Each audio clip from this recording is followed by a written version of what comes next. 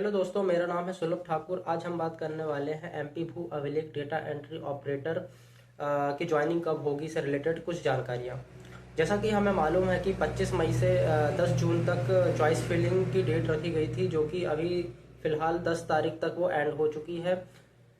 मैं आशा करता हूं कि आप जितने भी चयनित विद्यार्थी थे, आपने 10 जून के पहले और 10 जून तक 12 बजे तक आपने चॉइस फिलिंग कर लिया होगा। आपकी मनपसंद तहसील में आपने चुन लिया होगा। तो अब क्या होने वाला है कि अब बस 10 से 15 दिन का आप वेट कीजिए। आपको अलॉटमेंट लेटर आएगा या एक पीडीएफ जारी कर दिया जाएगा कि आपको, या मैसेज उनकी तरफ से मैसेज आ सकता है कि आपको इस स्थान पे या इस तहसील कार्यालय में आपकी ज्वाइनिंग आपको अलॉटमेंट हुआ है। तो आपको वहां से 10 से 15 दिन का आप वेट कीजिए। फिर आप वहां से 10 से 15 दिन का फिर से आप एक अनुमानित लगाइए कि आपको डीवी के लिए वहां से कॉल आ सकता है। अब जब डीवी के लिए कॉल आएगा तो आप मान के चलिए कि आपको एक महीने के अंदर आपको ज्वाइनिंग मिल सकती है। हाँ, आपको अगले महीने तक, ये अभी जून चल रहा है, जुलाई तक आपको क्या हो सकता है कि आपको पूरा डीवी कंप्लीट करके आपको ज्वाइनिंग वहाँ पे दिया जा सकता है। तो 100% यही मान सकते हैं कि हम अगले महीने तक, क्योंकि इनका प्रोसेस अभी कुछ एक महीने के लिए लेट हो गया था क्योंकि वो केस वगैरह लग गए थे, लेकिन अब काम जल्दी जल्दी करने स्टार्ट कर दिया है। तो आप मान के चलिए कि अगले महीने तक आपको ज्वाइनिंग 100% मिल जाएगी। आप निश्चिंत रहिए, आपको ज्वाइनिंग मिल जाएगी। दूसरा क्वेश्चन ये आता है कि बहुत सारे स्टूडेंट के में ये डाउट था कि इसकी ट्रेनिंग होगी कि नहीं। हाँ, यदि डिपार्टमेंट यदि चाहता है कि आपको ट्रेनिंग दी जाए तो हाँ, वे अवश्य ट्रेनिंग दे सकते हैं। नहीं तो आपको अपना काम खुद ही देखना पड़ेगा, या वहाँ पे जब आप जिस डिपार्टमेंट में जाएंगे या जिस तहसील में तहसीलदार या तहसीली में जाएंगे कार्यालय में, तो वहां पे आपको कार्य सिखा दिया जाएगा कि आपको ऐसे ऐसे काम करना है। तो आप ज़्यादा टेंशन नहीं लीजिए, जो भी होगा वो आगे जो है पता चल जाएगा कि आपको ट्रेनिंग दी जाएगी या नहीं, या कैसे काम होगा, क्या काम होगा, है ना। वहाँ पे अधिकतर जो है आदेश ही लिखने के लिए होगा, टाइप करने के लिए होगा। वैसे आप सभी लोग सीपीसीटी से आए हैं तो आपको सभी को हिंदी तो बनती ही होगी, हिंदी टाइपिंग बनती ही होगी, तो ज़्यादा इसमें कुछ है नहीं। बस आपको नॉर्मल रहना है जब तक डीबी ना हो जाए, जब तक ज्वाइनिंग ना हो जाए। ठीक है। तीसरा प्रश्न यह उठता है कि डॉक्यूमेंट्स क्या क्या लगेगा।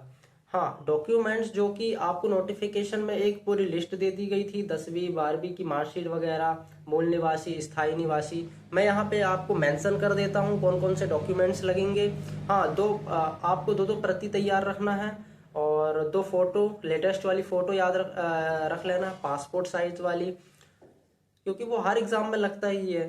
तो भाई देखो, जो भी है सभी डॉक्यूमेंट्स तो रखना ही है, लगे चाहे ना लगे। आपको जब डीवी के लिए जाएंगे तो वहां पे आपको सब कुछ पूरे डॉक्यूमेंट्स रखना है, चाहे आप 10वीं किए हो, 12वीं किए हो, कॉलेज किए हो, है ना, चाहे कुछ भी डिग्रियां हो, आप पूरी डिग्री लेकर चलना है आपको।